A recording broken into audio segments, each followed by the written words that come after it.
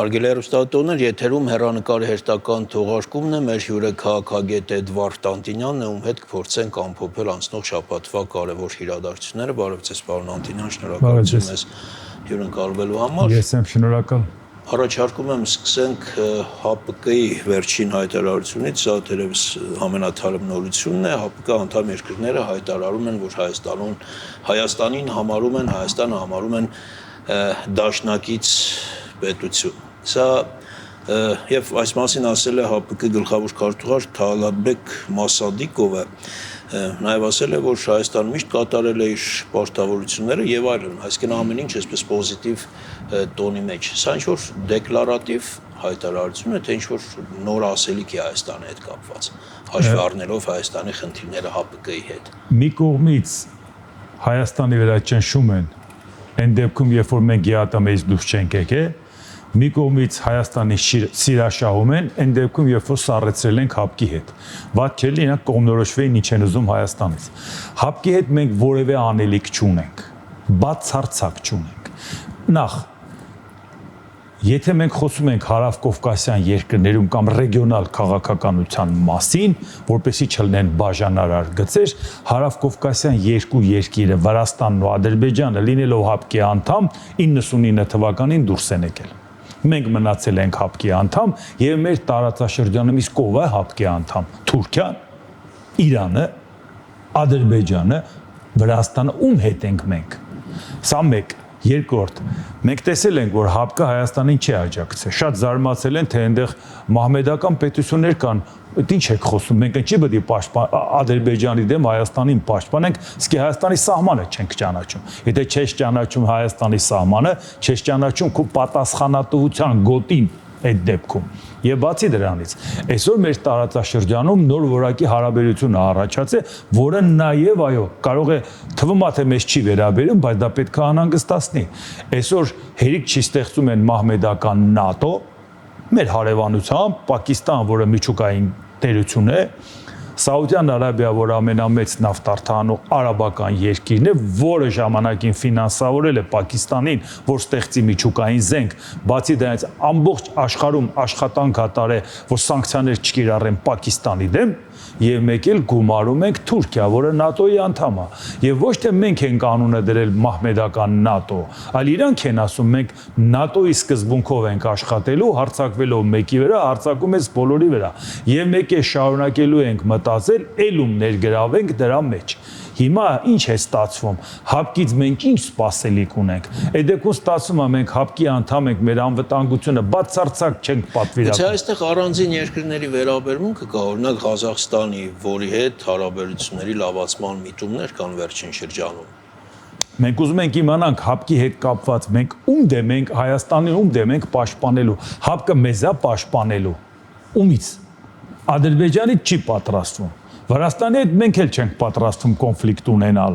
Թուրքիայից ի վիճակի չի, որ դա անի, Իրանից ի վիճակի չի, որ անի, ում համար է դա մեզ համար։ Այսինքն մենք տեսնում ենք, որ աշխարհում բան է փոխվում։ Բացի այն, որ Եվրոպան սկսում է անվտանգային համակարգ ստեղծել։ Այո, կառույց չէ, ոնց որ ՆԱՏՕ-ն, բայց փորձում է ինքը անի իր անվտանգային խնդիրները լուծել ավելի ճկուն։ Մենք տեսնում ենք, որ Հունաստան, Կիպրոս, Իսրայել, թիկունքին կանգնած Ֆրանսիա մեկ ուրիշ համակարգի մասին են խոսում, տեսնում ենք իսլամական ՆԱՏՕ են խոսում, մենք դեռ մնացել ենք մի ՀԱՊԿ-ում, որի հետ մենք ընդհանրապես անելիք չունենք եւ ստեղծել ենք բաժանարար գծեր մեր տարածաշրջանում։ Բայց ըստ էության չենք էլ մնացել, որովհետև Հայաստանը ոչ մի միջոցառման ՀԱՊԿ-ի չի մասնակցում։ Ինչևէ, այս հայտարարության ֆոնին Ռուսաստանը շարունակում է իր տնտեսական, այսպես ասենք, պատժամիջոցները կամ ճնշումները, ինչու է շարունակում Ռուսաստանը ճնշել մեզ։ Ռուսաստանը Հայաստանին ճնշում է, որովհետև կարծում է, որ ինքը այդ իրավունքը ունի։ Որտեվ Հայաստանում եւ կան քաղաքական ուժեր եւ հասարակության մի ինչ-որ զանգված, որոնք որ ասում են առանց Ռուսաստան անհնարին է ապրել։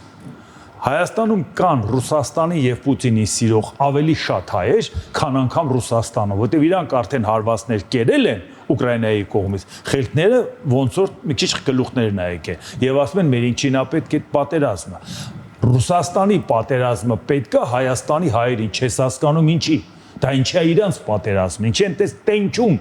Վլադիմիր Պուտինի համար։ Դրա համար նրանք մտածում են, այո կկորցնենք Վենեսուելա, այո կկորցնենք Կուբան։ Աֆրիկայում ազդեցություն ունեինք որոշ երկրների վրա, ռազմական խմբավորումներ ունեին։ Ուկրաինան մարդ ուղարկեց ռազմական խմբավորում եւ դուրս շպրտեց ռուսներին։ Մի հատ էլ հուզվեցին, մեզ Աֆրիկայից դուրս են անում։ Իրանք ՆԱՏՕ-ի դեմ էին պայքարում չընդլայնվելու, Ֆինլանդիան ու Շվեդիան դառան ՆԱՏՕ-ի անդամ։ Եվ մեկ էլ Ուկրաինային ցանկանում էին վերացնել, չկարողացան դառավ Եվրոպայի ամենամարտունակ երկիրն ու բանակը, ուզում էին զինաթափեին ամենահզոր զենքն ու զինամթերքն ունի։ Այս պարագայում ամեն ինչ կորցրել է Սիրիան էլ ներառյալ, եւ մեկ էլ Հայաստանը չի ուզում կորցնի, ինչու, որովհետեւ Հայաստանից ասում են առանց քեզ չենք կարող։ Ասում է դե որ դուք ինձ եք ուզում, ինչի՞ պետք է ես ձեզ չճնշեմ, որ դուք էլ ինձ ուզեք։ Երեք խորհրդարանում այսպես կարծիք հնչեց, այսինքն հնչեցրեց ԿՊԱ-ական պատգամավորներից մեկը, որ Ռուսաստանի շարունակում է պատժամիջոցները կամ ճնշումները Հայաստանի հանդեպ ընդդիմության պատճառով, տվյալ դեպքում Հայաստան խմբակցության եւ ուժեղ Հայաստան խմբակցության պատճառով, որպեսզի նրանք դառնան իշխանություն։ Դուք կիսում եք այդ կարծիքը։ Իհարկե ոչ, որովհետեւ այդ ընդդիմությունը, որ հիմա խորհրդարանում է, իշխանության պասերով է խորհրդարան։ Իշխանությունը ցույց տվեց, որ ինչ հակասություններ ունեն Ռուսաստանի հետ, եկեք մեզ ձայն տվեք, որ հանկարծ այս ռուսամետները երկիրը չտանեն, հիմա չեք տեսնում պասերով ոնց են խաղում, ոնց են եվրոինտեգրացիայի հանձնաժողովը տվել ուժեղ Հայաստանին, որ ինչ անի Հայաստանը տանի դեպի Եվրոպա, թե մարդու իրավունքները տան։ Բայց իրենք են ընտրել։ Ռոբերտ Քոչարյանի ոչ, կանոնակարգը այնպիսին է, որ եթե իրանք ուզենային Բայց ավելի կարևոր հանձնաժողովներ կային, չէ՞։ Ավելի, այսինքն եվրասիական։ Եթե մենք նկատի ունենանք ընտրության սկզբունքը, այսինքն սկզբում ընտրեցին, չէ՞, պաշտպանության հարցերի մշտական հանձնաժողովը, հետո բյուջետային, ֆինանսավարքային եւ այլն, երրորդը արդեն ընտրության իրավունքը մյուս քաղաքական ուժիններ, չէ՞։ Այսինքն 8 հանձնաժողովի մեջ տեսակ շախմատային խաղի նմանվեց, նրանք ամենաառաջին ընտրեցին այն հանձնաժողով, որին ըստ էության տրամաբանորեն պետք է դեմ լինեն դրա գործունեության առհասարակ։ Այսինքն, այսպես ասենք, նախապատվությունը տրվում է իշխող քաղաքական ուժին։ Ունի 8 հանձնաժողով, պարզվեց, որ եվրոինտեգրումը 9-րդն է։ Մի հատ է զարմացել, ասում է, զարմացանք, որ ուժեղ Հայաստանը տարա։ Այս համար ինչ տարբերություն ուժեղ Հայաստանը կտաներ, թե մարտի 1 հոկտեմբերի 27-անող Ռոբերտ Քոչյանը մարդու իրավունքների պաշտպանը կլներ։ Երկու հատ նրանք են ընտրում, հետո մեկը նրանք է այդպիսի սկզբունքով։ Այդպիսի սկզբունքով այնպես ստացվեց, որ հանձնաժողովը անցավ ուժեղ Հայաստան։ Ուզում եք ասել, որ ԿՊ-ն եթե ուզենար այդ հանձնաժողովը պահեր իրեն, բայց դրա դիմաց մեկ ուրիշը, այսպես ասենք, զոհաբերելու էր։ Հա, բան չունեմ ասել, բայց այսպես նայենք։ Հիմա հետեւյալ խնդիրն է։ Ինչու դա բայց հիմա կարող են պարզապես չընտրել այդ հանձնաժողովի նախագահ, հարցը կփակվի։ Էլի չընտրեն, էլի ստացվում է, բայց տեղը նրանց են տվել։ Հիմա տեսեք, եթե դա մենք կարայինք համարենք ուղղակի զավեշտի ժանրից, բայց երբ որ դրանից հետո Նիկոլ Փաշինյանն ասեց, բայց ով է ասել, որ ԵԱՏՄ կամ Եվրամիություն։ Մենք երկուսին էլ կօգտագործենք, կոպիտ ասած, եւ մեր ընտրությունը կկատարենք, կարող է ընտրում ենք երրորդ ուղղություն։ Այսինքն, երբ որ դու ԵԱՏՄ-ի հետ հարաբերությունը դվատացնում ես, Ռուսաստանը սանկցիա է կիրառում, Եվրոպան քաղաքական որոշում է կայացնում, ձեռքա մեկնում, ֆինանսավորում է, կաշվից դուրս գալով փորձում է հայկական ապրանքները եվրոպական շուկա մտցնի, որին Եվրոպայի գնորդը ծանոթ չի, փորձում է սերտիֆիկատների, լիցենզիայի հարցը շրջանցել, լոգիստիկ խնդիրները շրջանցել, ինչ որ ձևով օգնել, մեկ էլ Նիկոլ Փաշինյանն ասա, բայց ով է ասել, որ դուք ձեզ կոտորում եք, մենք գալու ենք Եվրոպա։ Այսինքն սա ինչի համար էր։ Ազգային ժողովի նիստերը կարծում եմ նայում եք, որոշակի կարծիք կունենաք։ ասեմ, ազգային ժողովնիստերը չեմ նայում, ուղղակի երբ որ լուրերն եմ նայում կարևոր բաները, ինչ որ բաներ աչքովս ընկնում է։ Չեմ նայում, որովհետև ոնց որ ասեմ, թողեն մեր մահով մեռնենք, էլի, որովհետև այդ զավեշտը նայելա լուրջ էլ չի, էլի ազնվությամբ։ Այսինքն ինչ են քննարկում։ Երկու ռուսամետ ուժ գնացել են, որ առաջիկա 5 տարվա համար մեզ բացատրեն, ինչպես պետք է Ռուսաստանի հետ հարաբերությունը զարգացնենք։ Բայց մի ուժ է, ինչ է բացատրում։ Դե մի ուժն է բալանսավորված քաղաքականություն ա վարում։ Բալանսավորելա բոլորի հետ, սխարնել բոլորի հետ։ Ռուսաստանի հետ ասել է ես քո հետ եմ, Իրանը քո հետ եմ, Ադրբեջանի հետ է, Թուրքիայի հետ է, Եվրոպայի եւ Ամերիկայի։ Հիմա դա լավ է, թե լավ չի։ Իհարկե վատ է, դա բալանսավորված քաղաքականություն չի։ Բոլորին հա ասելը առասարակ քաղաքականություն չի, դրան այլ որակում են տալի եթերային չի։ Պետք է որոշներին չի ասել։ Չէ, ընդհանրապես պետք է սկզբունք ունենալ եւ որոշել դու ուր ես գնում, հստակ։ Որտեւ հիմա բոլորին հայ է ասել, մարդիկ ասում են արի պատասխան տու։ Ռուսաստանը ինչ է այսպես ծանր տանում։ Ամեն ինչ կորցրել է, երկրում հարվածներ ա ուտում։ Երկիրն էլ է կորցնում, Հայաստանից չի հրաժարվում։ Որտեւ ասա, բա դու չեկար, ոտերը սնգարած մեր վերև աստված ներքև դու Վլադիմիր ջան, Հայաստանում ինձանից նվիրված մարդ չի գտնվի Ռուսաստանի։ Այն այլ ձայնագրել է, չէ՞։ Կասկածում եք, որ KGB-ական Վլադիմիր Պուտինը պաշտոնական հանդիպումը չէր ձայնագրի։ Հիմա ասում է, ինչ է իր խոսում։ Այդ ուրեմն ուզում ես ասես դու այնքան ուժեղացել ես կամ ես այնքան թուլացել եմ, հիմա հասկացանք Եվրոպայի հետ չեմ կարող գլուխ տնեմ կամ Ամերիկայի, քո հետ էլ չեմ կարող։ Լուրջ կարծում եք, որ Ռուսաստանը հա կորցնում է երկիրը այդքան լուրջ է իրավիճակն ու նկատի ունեք ուկրաինական պատերազմի հետևանքները, նկատի ունեք, որ ուկրաինական դրոնները արդեն հազարավոր կիլոմետրեր Ռուսաստանի խորքն են խփում։ Այո, բացի դրոնների խփելը, խփում են նպատակային։ Խփում են նավթավերամշակման գործարաններին եւ խփելուց հետո ելի են խփում։ Դա նշանակում է չեն կարողանում պահել։ Երկրորդ խփում են Վալբրիզին։ Թվում է թե ինչ է, բան չի օզոնին չեն խփում։ Բայց մենք Երևան նստած գիտենք ինչի չեն խփում, դուք Մոսկվա նստած չգիտեք, որովհետեւ Վալբրիզին ֆինանսավորումա վարկերը տալիս է ՎՏԲ բանկը, որի 74.4%-ը պետական սեփականություն է։ Այսինքն, երբ որ Վալբրիզը փոխհատուցումը տալիս է, փողը վճարելու է ցենտրոբանկը, որովհետև սնանկանալու է բանկը ՎՏԲ-ն։ Եթե նա չի տալիս, գործարքը չի կատարվում եւ տնտեսությունները դժգոհ են մնում, հետ են քաշվում, էլի պետությունը տուժում է։ Այսինքն ինչ է, այդ ամեն ինչը չեն հասկանում ուկրաինացիք, որ կետային հարվածություն, բայց ինչի չեն կարողանում պահեն։ Դե թող պահեն։ Հայաստանին ասում են 0-ը կօգնենք, մերոնք էլ ասում են, մեզ լավ չպահեցինք, մեզ չօգնեցին։ մի փոքր էլ խոսենք Ալիևի վերջին հայտարարություններից, այդ թվացial համագործակցության առաջարկի, չգիտեմ, դուք ինչպես կբնորոշեք Ալիևի այս հայտարարությունը, իրականում դրա տակ կա ինչ որ ողջամիտ առաջարկ տեսնել։ Նախ Ալիևի հայտարարությունից հետո Նիկոլ Փաշինյանի պատասխանը ուղղակի ամոթ էր,